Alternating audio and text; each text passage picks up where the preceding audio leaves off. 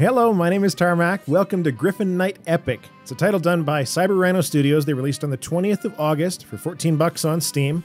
This one was a Kickstarter. They raised a little bit under $20,000, didn't reach any of their stretch goals, so they might have been a little bit over-ambitious on what they thought people were going to be contributing to it. It is a 2D retro shoot-'em-up with a medieval theme, if they're to be believed, and I would tend to agree. Your main character is Sir Oliver. It's this little knight guy. Now, I say first impressions. I've played a little bit of it. I played these bottom two levels here.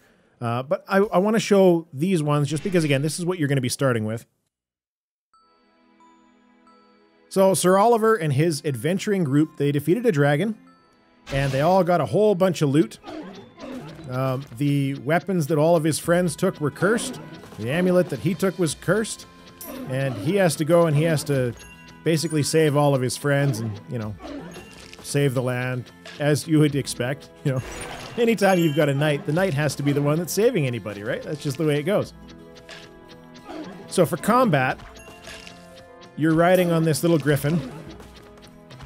The hitbox on the character is only Sir Oliver itself, or himself. The griffin, it doesn't matter if the griffin gets hit, he's basically invulnerable.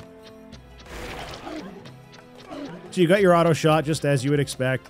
And then the different weapons that you start to pick up throughout the game have different abilities. So you'll start off with a charge, right? Charge sort of shot. And you can swap on the fly as you go. We have our friendly shield knight that is sitting there flying around us. In one of the shops, you can pick up these different, they call them squires. So they fly around you and they have different effects. Some of them shoot. This one's got a shield that could absorb a couple of hits before it has to be recharged. One of the neat things about it that I found actually kind of unique is the ability to switch around. So normally 2D side-scrolling games like this, they like to force you to keep moving, which is fine, right? That's as you would expect it to be, but you can turn around in order to go back, which is kind of different. There aren't a lot of games that do that. There's also some other reasons why you would turn, quickly to shake things off. It's definitely a little bit different. So, just for giggles, I want to take a look at some of the options here. For the graphics and sound options, it's very basic, as you would expect. This is a retro title. We're not talking state-of-the-art graphics or anything like that. So, windowed and full screen, video resolution, your sound, again, fine and dandy. It does run at 60 frames per second, but I don't know that this kind of game would really matter if it ran less, to be perfectly honest with you. It's playable enough on a keyboard, but if you're playing with a gamepad, the UI is a little bit rough.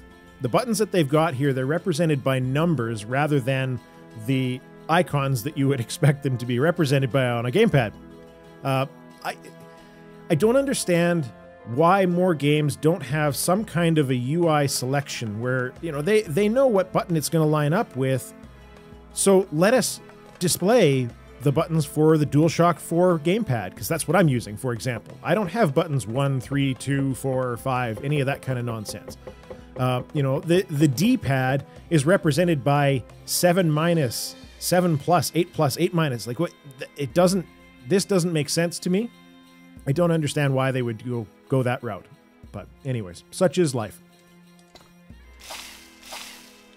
So far, it's been relatively interesting.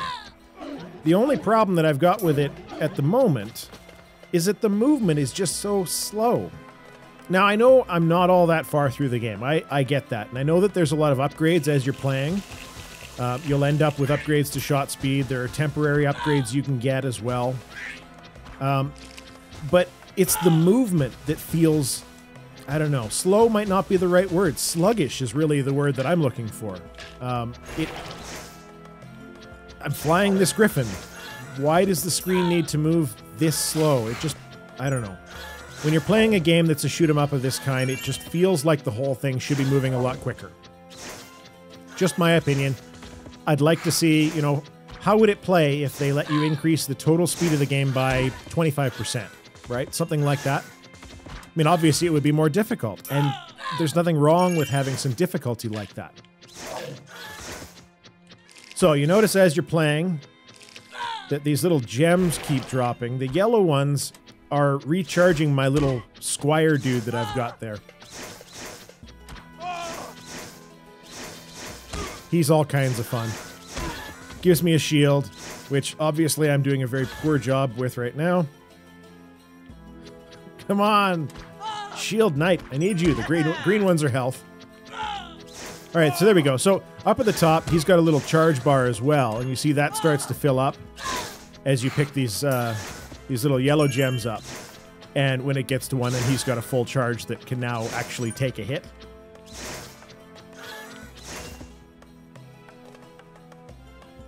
I really like the idea of being able to switch back and forth. It does give you some unique elements to it as far as trying to find secrets in the levels and things later on. Very, very neat. All right, let's see if I can do this. This is a little battle that you run into early on. We'll just skip the dialogue because one of the other things, actually, I should say, there's more than one complaint I have about the game. The dialogue is a little rough. So the way that you're fighting this guy is he shoots this fireball at you, and you have to bounce it back to him with your charged shot.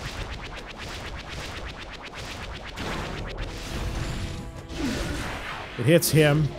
Uh-oh. Uh-oh. And then you have to damage his magic lamp. And this is not looking good, by the way. Oh! Hell. I love how he's got a mustache. There's a certain amount of character to it. So again, the whole point is to damage that little lamp, because you can't do anything to him. I don't know if I'm going to be successful, though. We'll have to wait and see. No. Oh, no, help! There we go. Alright, we can do this. One more. Uh-oh. He's a bit of a jerk, as you may have guessed. Ah. Alright. We at least did some damage to it. So, you've got the 2 item slots, as I mentioned. You've got your squire that you can pick. Oh, damn it! And you've got potions. There's different potion effects throughout. And you can buy different potions at a little store that they've got. Let's go take a look at that, shall we? Hop back to the map. So, your various potions that you can buy, you come into the marketplace here. And you've got a gold cost and all that. Here's some of the other squires. Vampire squire that heals the knight. Chance on healing the knight every time you finish off an enemy of some kind. And you can upgrade your weapons and abilities as well. So you've got the crossbuster. These are the next couple of weapons that you get. And of course, each one has its own little special to go along with it. Pretty neat little stuff. And the last thing that I wanted to show, and this is kind of it feels completely and totally unnecessary to me. They have a compendium.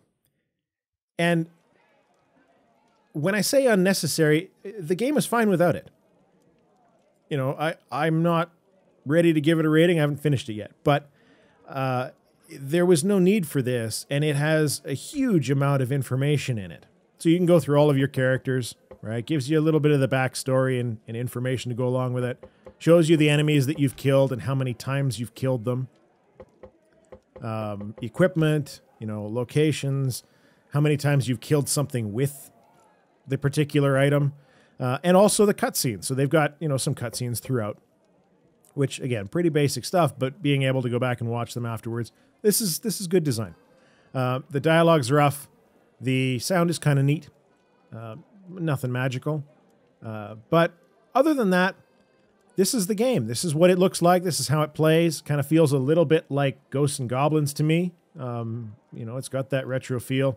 I don't know that everything has to have that retro feel, but this is what they decided to go with. So this is Griffin Knight Epic, done by Cyber Rhino Studios. As I mentioned, it's out on the 20th of August, which actually should be today, and $14 on Steam. So thank you very much for watching. I'm going to have a review up on this one within probably a few days, and hope you check it out.